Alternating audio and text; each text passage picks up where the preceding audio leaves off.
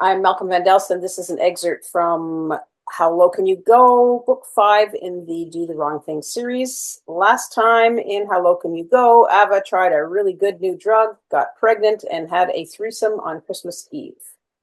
Then she vowed to get to art school.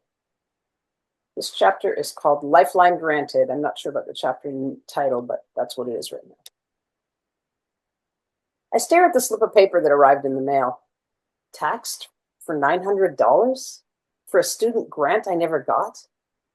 After many fruitless calls and visits to the U of Arbor Financial Aid Office, they finally call me. Hi, Miss Mueller. Can you please come into the office at your earliest convenience? The voice on the other end is clipped, urgent. I say, staring at my latest under construction white bed sheet with art piece hanging in the hallway. It's got more of the buy-why red and blue ads covering it, with a cross in the middle, festooned with Christmas lights. The cross needs a Jesus painted onto it, but that is ambitious for my shaky painting skills. Still, I painted that butterfly when I had no idea that I could even draw. Will you be giving me a statement so I don't have to pay taxes on a grant I never got? I snipe back. Please come in as soon as possible, Miss Mueller. We'll discuss it then. Her voice is even-toned, betrays no emotion. Annoyed and a bit worried, I head in. Hi, I say, approaching the wicket in the empty financial aid office. The space looks like a 1950s bank, all wood and glass with plexiglass, the 1980s giveaway.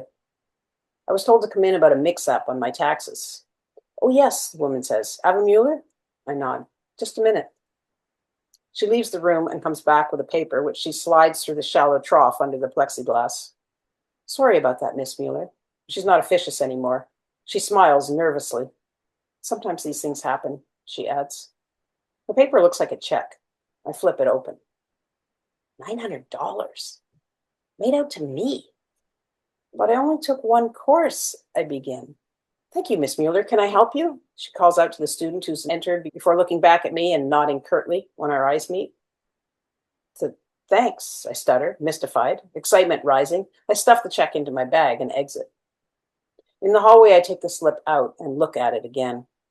The camera from Owen. The photo paper from Emily. 408 writing me a note so that I could stay on welfare. And now this $900 God or whatever, whoever wants me to go to art school. I stride down the hallway and push out of the building, filled with determination. January 31st is the deadline for applications to Concord College of Art and Prudence Heward School of Art and Design. I'm not as nervous about applying as when I applied to the University of Arbor. For one, if I don't get into either, I can continue at U of Arbor without resubmitting. I'm nervous, just not as. Concord is the best art school in Canada. I should go there. If an artist wants to support themselves doing art, they need all the prestige and feathers in their caps, nods of approval from in-the-know types. They need to be solid. They need to be respectable. They need... What is it I'm looking for? It's how I feel about Gerald's brother, Ian. I hate him, but I respect him. He's like concrete, like the city of Concord itself, business, immovable, hard-nosed. Hard-nosed. Artists need to be hard-nosed. They need their feet heavy like concrete blocks so no one can push them aside to get the jobs, whatever those may be. What kind of jobs do artists do? Well, they're making their art before they make it. I don't know. How does an artist get discovered? Like I did, getting into U of Arbor, I guess.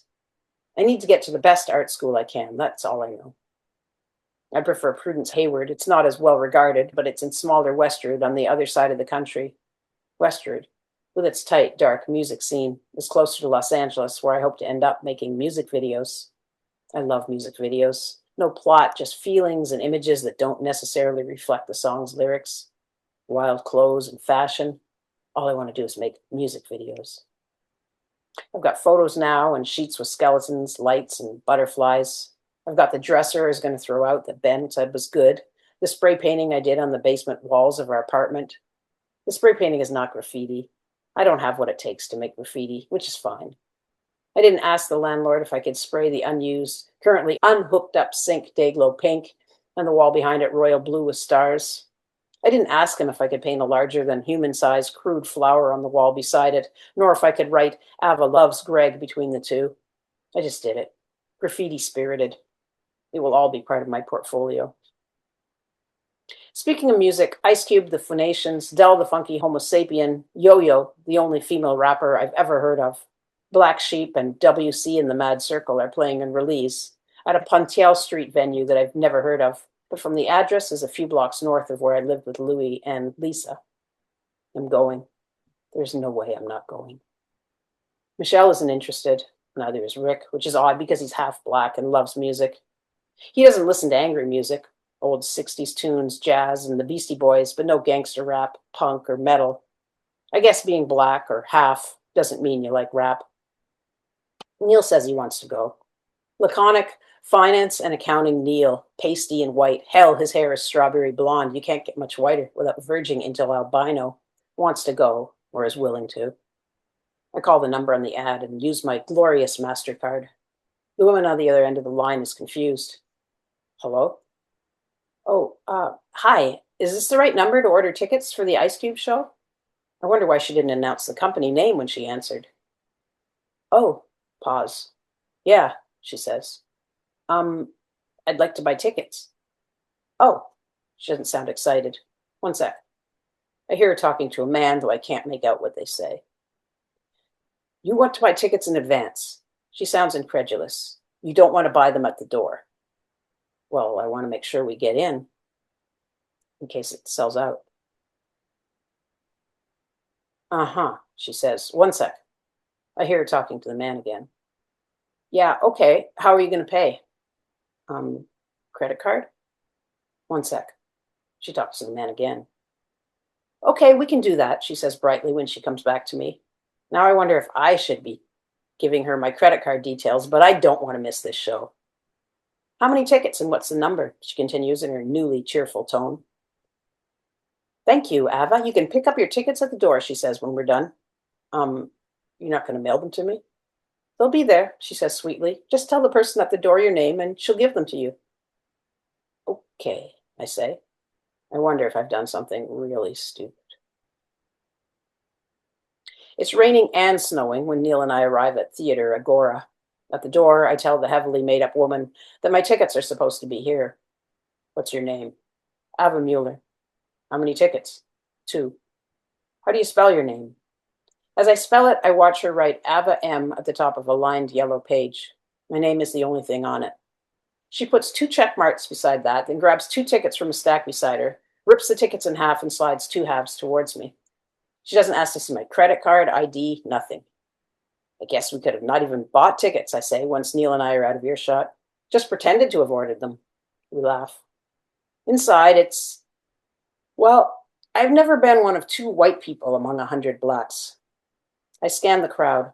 Nope, not a pale face in sight. I glance at Neil, who seems oblivious and at ease. He smiles when we catch eyes. The building, ornate with marble or fake marble floors, seems to consist of different rooms. We follow the crowd into a theater with seats and a stage, which is really only a riser at the bottom. No one has assigned seats, so we grab a couple about halfway back and wait. Some people sit, like us, but many stay in the aisles and gather around the front of the stage, or riser. When the first band, or whatever you call a rap act, the rappers. When the rappers, DJs, hype men, and dancers take the stage, or riser. Everyone seated stands, bobbing and moving as best they can amongst the seats. The show has none of the energy I expected, even though I feel like I'm, again, watching history being made. 100 people for Ice Cube? America's Most Wanted? NWA? Where is everybody? It's a repeat of Lollapalooza, but with black people. None of the acts plays for more than 30 minutes. Maybe it's the weather that mutes everybody's energy and keeps people away, or maybe it's the venue. I expect to see rap in a stadium, club, or even a parking lot, not in a building with Greek columns with fake gold leaf leaves wrapped around the tops and tons of smaller rooms, like an arts center. Maybe American rappers aren't used to Canadian snow, though the wet mess dropping out of the sky is barely snow. At least with snow, you can stay dry. At halftime, Neil and I leave the dark theater and head to the bar, walking through the marble, or fake marble, floored hallway until we get to a bright, cavernous room with a stone floor and no seating. We grab beers at a makeshift bar, then stand off to the side, staring at clusters of concert goers. Pools of water everywhere. I wonder where it's from. I scan for white faces. Nope, only us. So I stand up straight and hold my shoulders back, not wanting to appear intimidated, though I am. Accountant Neil is still perfectly serene. Ice Cube closes the night. He too performs for half an hour. He doesn't perform so much as recite. Every act this evening has recited their lines as if in a rehearsal. Canada, apparently, does not bring the noise.